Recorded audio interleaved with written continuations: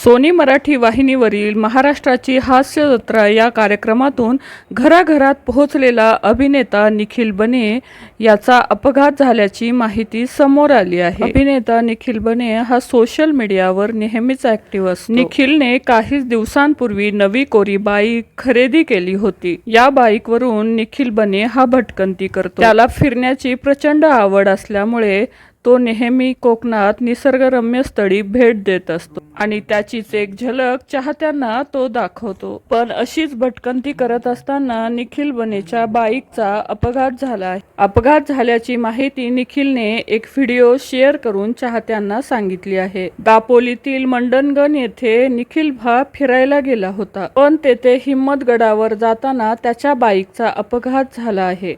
चढावावर जात असताना बाईकवरील कंट्रोल सुटल्याने हा अपघात झाला आहे। अपघात होताच तेथे खारी बटर विकणाऱ्या काकांनी तसेच काही महिलांनी निखिलची मदत केली आहे। या अपघातात निखिल हा किरकोळ जखमी झाला। अपघात झाला तरी निखिल हा माघारी जात नाही, तो गडावर जातो। त्याने गडावरची एक झलक चाहत्यांबरोबर शेअर केली आहे। चाहत्यांनी आणि सेलिब्रिटींनी त्याच्या व्हिडिओवर कमेंट करत निखिल काळजी घे असं सांगितलं आहे।